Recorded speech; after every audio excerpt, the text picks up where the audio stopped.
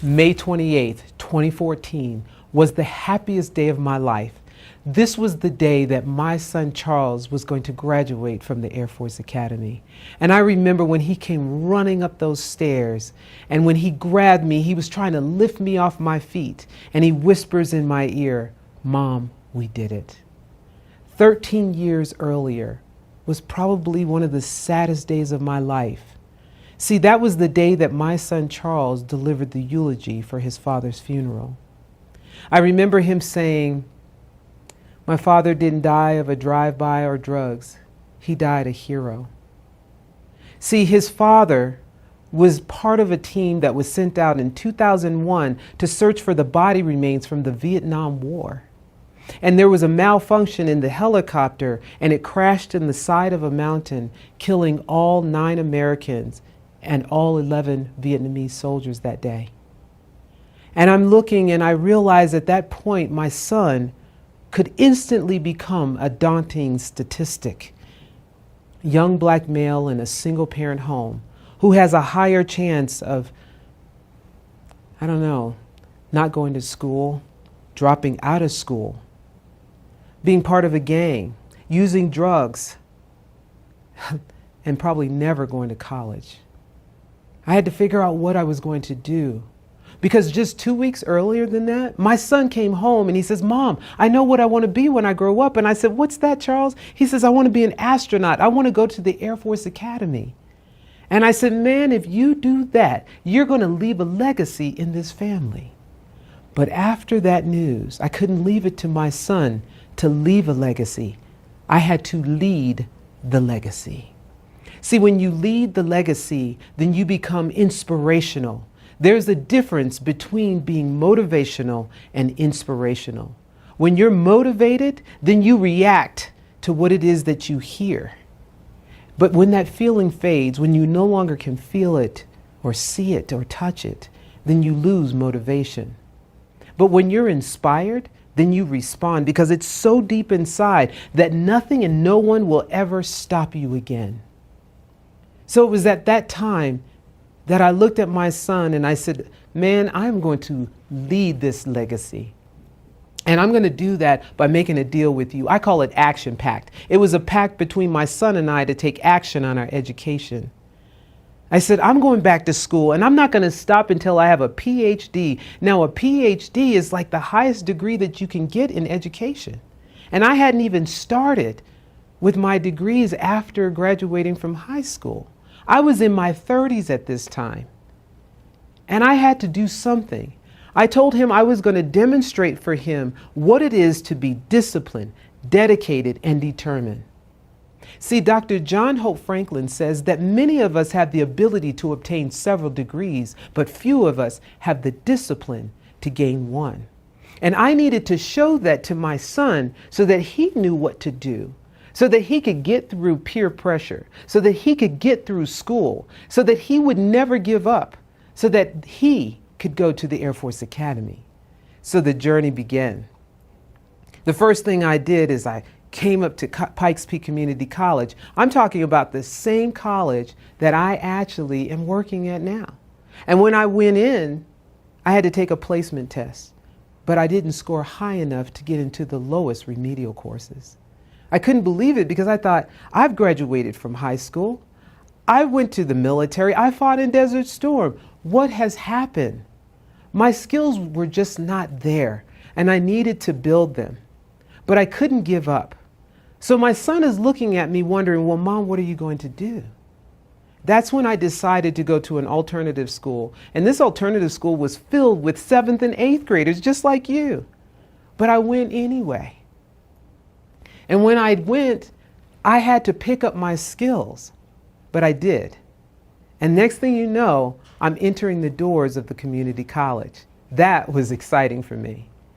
But I had all kinds of people coming out of the woodwork. My haters had to become my motivators. I had people telling me, "Listen, it's either me or that degree." I said, "Well, see you later." Because I was inspired. I knew that this is what I had to do. And everywhere I went, people saw me with 2 things in my hands. That was my books in my hands and my son's hand. I don't care if I went to the dollar store, the grocery store, the hairdresser, everyone saw that. And next thing I know, I'm building up my skills. I'm working. I'm going into the math lab, the computer lab, the writing center. I'm getting a tutor. It didn't matter. Whatever it was going to take. And then I built what I call my success entourage. These are people who care about you even when you don't care about yourself. I had my mother there who, when I didn't understand what I was reading, she would read those books to me. It was my sister that when I had to type a paper and I could not type, she would type them for me until I picked up the skills and could do it myself. I had amazing people that were there in support of me. We can't do it by ourselves. We have to have other people that are going to be there with us. So the journey continued. And next thing you know, I'm graduating from the community college. I went on from there and I went in to get my bachelor's degree. I went to UCCS and it was fantastic. I got 2 degrees, one in psychology and one in communication. I kept going. I got my master's. And when I got my master's, I graduated with distinctions. I did that. And now it was time. I was in my PhD program. And believe me, it wasn't easy. When you go into a PhD program, you have to write this paper, and it's hundreds of pages long. And now I'm at that point where I'm trying to write the paper, and I'm struggling. But time is against me at this point, because I only have about 8 months before my son's going to graduate from high school. I couldn't break the pact. I had to do this. When I turned in my paper, they marked it up and they told me I failed. They told me I had to rewrite it. So I took it back and I rewrote it again. Now it's January. I'm supposed to graduate by May because my son is going to graduate right behind me. And I turned it in and they said, you need to do it again. So I took it back again. Now it's February and I'm rewriting it again. I turn it back in and they tell me I have to rewrite it again and again and again and again and again and again. I rewrote my dissertation 24 times. That is called persistence. That's when you don't give up because you're so inspired that nothing and no one will stop you. And before I knew it, I was graduating. It was 6 days before my son was graduating from high school. He got to see what very few children in his position ever get to witness, and that was his mother graduating and obtaining her PhD. That day when I walked in, I sat there and I was getting ready to walk up on stage when they called me, Dr. Regina Anita Lewis. And as I looked up in the crowd, I saw this big yellow sign that said, Dr. Regina Lewis, and it was being held by not just my son, but the people from the dollar store, the grocery store, the hairdresser. Everybody was holding this sign. I cried up the stage, across the stage, and back down the stage. And then somebody asked me, did I want to take my picture? I was like, are you kidding me? I was crying. I looked crazy. One lesson, never cry ugly. Learn how to cry cute. But I did it. Then 6 days later, I'm getting dressed to get prepared to go to my son's graduation. And he says, Mom, can I talk to you for a minute? I said, sure. What's up, Charles? And he says, you know that big yellow robe you wore for my graduation? I said, absolutely. He said, don't wear it to my graduation. I said, why not? He said, because you look like a big bumblebee. I said, that's exactly what I was trying to do. I said, because a bumblebee bumbles along, never flying in a straight line, but it always hits its target. I said, and according to the law, a bumblebee shouldn't be able to fly because his wings are paper thin, too thin to carry its heavy body, but it does it anyway. And he was like, I'm impressed, but don't wear that big yellow suit. I said, okay, fine. So I ended up wearing this beautiful celery green suit with eggplant shoes. It was just gorgeous. So we get to his graduation, and it just seemed like the parents were clapping with 3 fingers when their child was walking across the stage.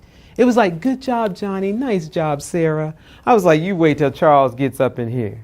So all of a sudden, now it's Charles's turn. The principal calls his name, Charles Edward Lewis III, and I like to lose it. I was like, that's my baby.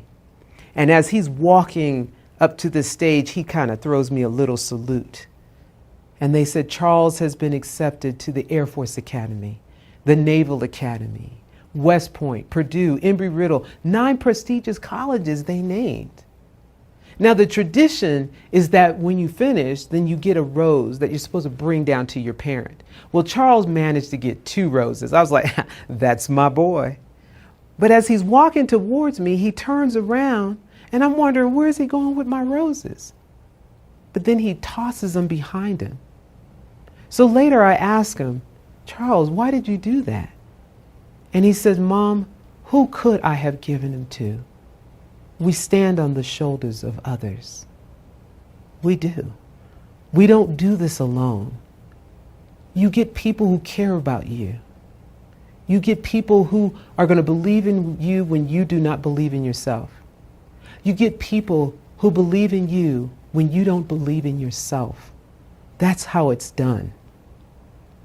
And you have to be more than motivated. You have to be inspired.